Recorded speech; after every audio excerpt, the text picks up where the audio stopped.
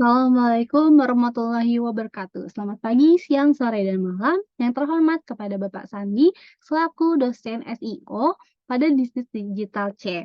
Nah, sebelumnya izinkan kami memperkenalkan diri kami. Kami dari kelompok 2 dengan anggota saya sendiri Ginda Firdia Yurenza dan teman saya Zara Fiza Isaura. Nah, kali ini kita akan membahas materi kita tentang keyword research, the most important step of SEO atau riset keyword itu merupakan langkah yang penting dalam suatu SEO. Bisa di-next? Nah, why is keyword research so important? Gimana sih, riset keyword itu sendiri merupakan hal yang penting. Yang pertama tuh discover keyword with a traffic, yang dimana dengan kita meneliti nih traffic yang tinggi, keyword yang traffic kita akan membantu website kita berada di, urutan pertama pada situs pencarian website kayak gitu. Juga dapat meningkatkan jumlah pengunjung website kita.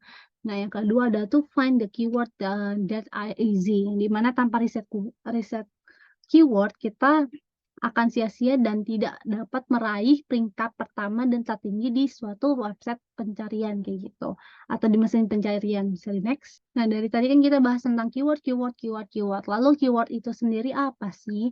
Nah, jadi keyword itu sendiri merupakan frasa atau kata yang diinginkan, agar situs website yang kita miliki bisa muncul di hasil pencarian Google yang teratas. Nah, keyword itu sendiri bisa berupa satu atau gabungan beberapa kata.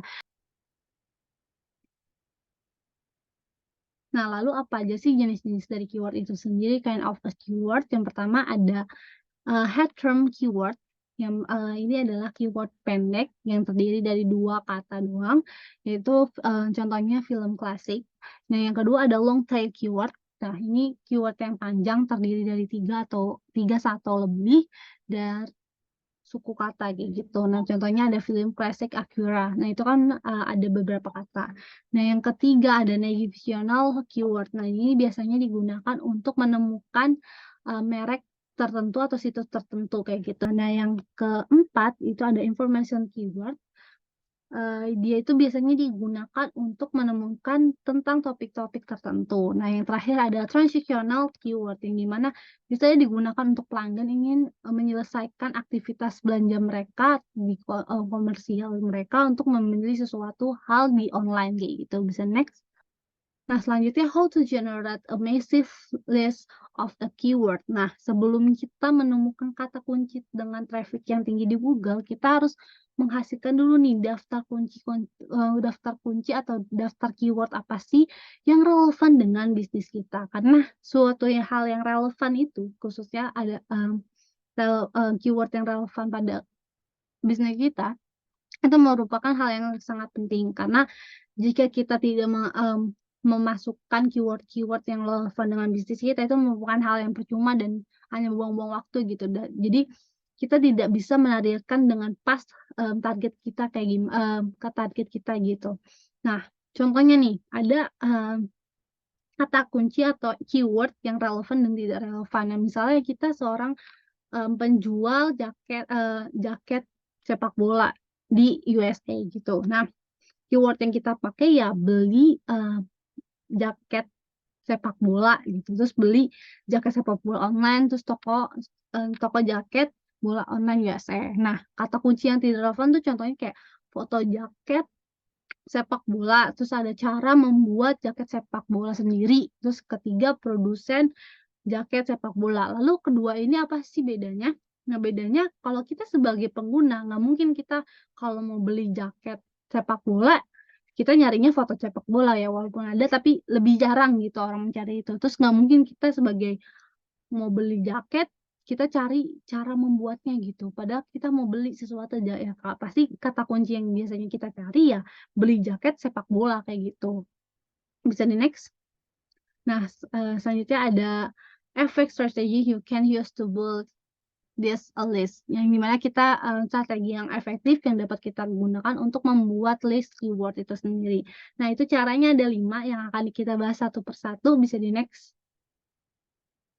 Nah, pertama ada steal keyword from competitor, yang dimana kita lihat nih kata kunci yang dipakai apa pesaing kita tuh kayak gimana. Nah, caranya ada 2 tools yang bisa kita gunakan. Yang pertama tools keyword destination checker, yang kedua ada Ahrefs. Nah, kalau keyword destination checker ini kita memasukkan link pesaing kita, website pesaing kita nanti dia generate nanti hasilnya ketahuan nih kata kunci atau keyword apa sih yang digunakan oleh pesaing kita. Nah, yang kedua itu ada average. Kalau average itu dia bedanya sama itu sama checker yang sebelum itunya dia berbayar kayak gitu. Tapi dia lebih lengkap. Bisa next. Nah, selanjutnya ada use like the AI bot tools like a ChatGPT and Google Bard to generate keyword idea. Ini mana kita bisa menggunakan nih ChatGPT sama Google Bard. Nah, ChatGPT sama Google Bard apa sih bedanya? Kalau ChatGPT itu lebih ke text generate yang natural gitu, kayak bahasa-bahasa kita di bidang apa, jual apa. Nah, nanti kita masukin nih perintahnya, buatkan keywordnya kayak gitu. Nah, nanti ChatGPT akan mengenerate itu buat keyword-keyword apa sih yang kira-kiranya relevan dengan bisnis kita. Nah, namun hal itu tidak 100% untuk menjamin relevansinya itu sendiri. Kita bisa memfilter lagi kayak gitu. Bisa next. Selanjutnya ada brainstorm master list of a keywords. Nah, dengan ini kita bisa brainstorming nih dengan kombinasi keyword-keyword yang bisa potensial untuk website kita berada di halaman teratas gitu. Nah, salah satu caranya itu ada tools namanya Merge Words, yang dimana tools ini itu ada lambangnya di PPT. Dia itu gabungin beberapa kata dengan menghasilkan kata-kata yang baru, yang dimana nanti kata-kata baru ini atau keyword-keyword ini bisa kita pakai untuk bisnis kita. Bisa next. Nah, selanjutnya ada going the undercover and researching your niche. Nah, dimana kita bisa nih caranya membuka beberapa tab dari komunitas seperti ada di komunitas di Twitter, Facebook, Quora, dan lain-lainnya. Nah, dengan kita bisa melihat nih, kira-kira di komunitas itu tren-tren apa sih, keyword-keyword apa sih yang biasanya tuh dipakai buat suatu bisnis gitu. Dan kita bisa cari nih bisnis-bisnis yang relevan dengan kita apa biasanya kayak gitu. Bisa di next. Nah, selanjutnya ada use tool that relevant hidden trend of the webs. Nah, itu ada 3 tools. Yang pertama Uber Suggest, yang kedua ada Answer the Public, yang ketiga ada Busomo. Nah, bedanya masing-masing itu kalau user suggest itu ini alatnya lebih simple, terus bisa dia itu mengenerate per wilayah gitu. Nah, kalau Answer the Public itu dia lebih menjelajahi daftar kata-kata kunci yang lebih menarik untuk pelanggan kayak gitu. Nah, kalau yang Busomo ini dia itu mencantumkan beberapa konten-konten yang viral nih di internet, lagi ada apa bla bla bla bla bla bla, dan itu nanti di-generate dan dia memunculkan untuk kita kayak gitu. Bisa next. Nah, selanjutnya akan dijelaskan oleh teman saya.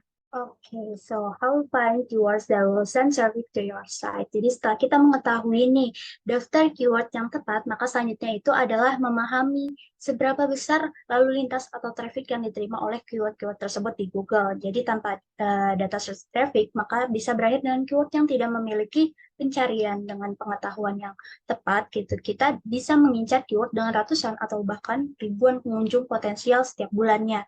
Nah, sayangnya dalam beberapa tahun terakhir ini Google itu membatasi akses data di balik Google Search Box. Nah, saat ini tuh cuma ada 2 opsi yang bisa kita lakukan untuk mencari data keyword traffic. Yang pertama, jika kita melakukan kampanye Google Ads, itu kita bisa akses informasi secara gratis melalui tools keyword planner mereka. Atau opsi kedua yaitu menggunakan alat penelitian keyword yang berbayar dengan biaya bulanan yang murah gitu, misalnya keywordtool.io. Nah, akibat dari Google yang nutup akses data ini, maka alat keyword gratis juga menghilang gitu dari pasar, sehingga alat penelitian berbayar ini jadi salah satu opsi yang layak gitu untuk menemukan data traffic untuk keyword saat ini.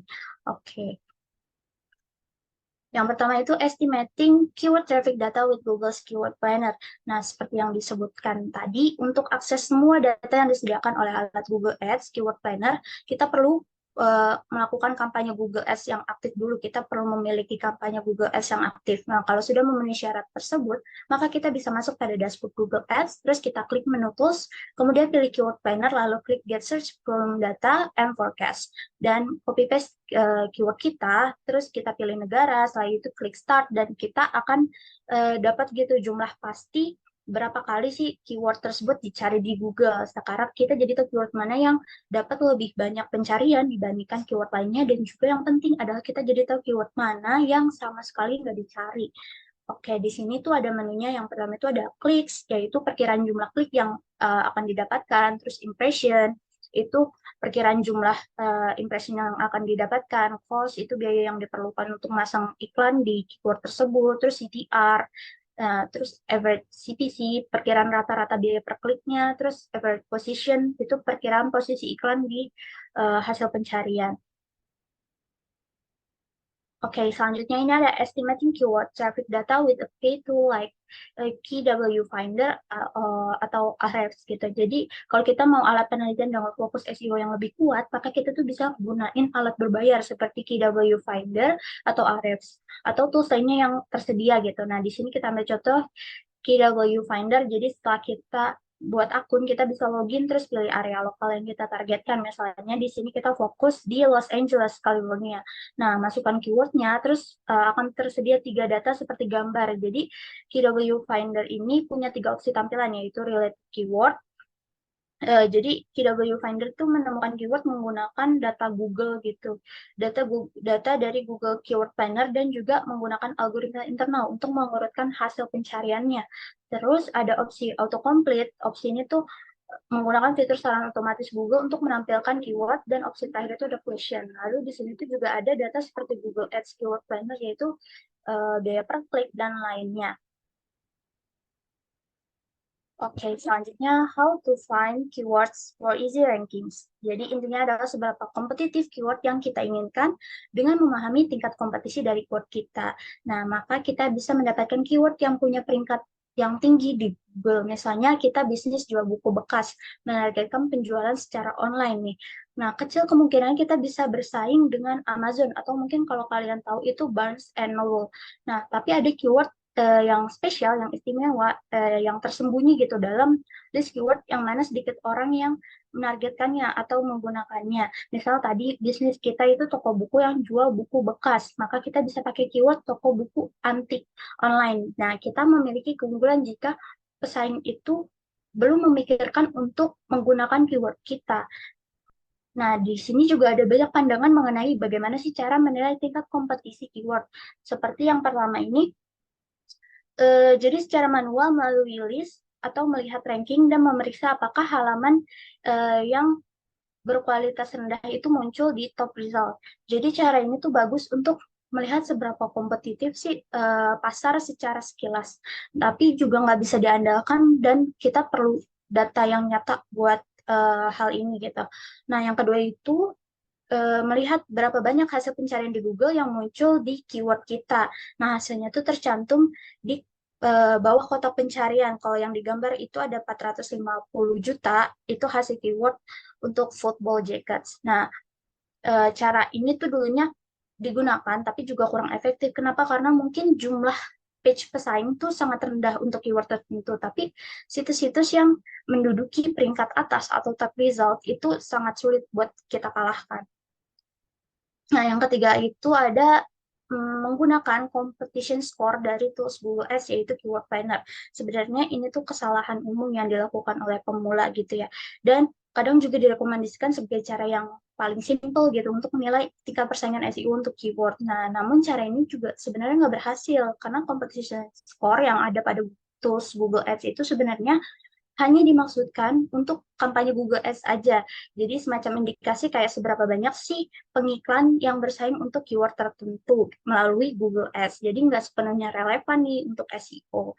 Nah, yang keempat ini ada menggunakan alat analisis kompetitif SEO seperti difficulty report dari tools KW Finder atau difficulty score dari Ahrefs. Jadi buat dapetin gambaran realistis tentang peluang kita untuk menduduki top ranking gitu ya di suatu keyword, maka kita perlu memahami kekuatan dari page yang menduduki top 10 dari keyword tersebut. Nah, salah satu alat yang bagus itu adalah difficulty report dari KW Finder. Nah, kita tuh cuma perlu masukin keyword, terus kita klik nih, cek difficulty, lalu akan tampil statistik seperti gambar yang di bawah ini. Atau alternatif lainnya adalah difficult score dari Ahrefs. Jadi kita hanya perlu masukin keyword dan akan terlihat seberapa sulit untuk menduduki peringkat atas pada keyword tersebut. Kita bisa menemukan gitu keyword yang digunakan oleh pesaing dan juga seberapa banyak sih traffic yang mereka dapatkan dari keyword tersebut. Nah, biasanya tuh Ahrefs digunakan oleh profesional SEO tingkat menengah sampai lanjutan, sedangkan Most Keyword Explorer dan KW Finder itu digunakan oleh pemula gitu ya. Nah, tapi kembali lagi bahwa setiap profesional SEO itu punya tools favoritnya masing-masing. Oke, cukup sekian presentasi dari kelompok 2. Kurang lebihnya mohon maaf. Terima kasih.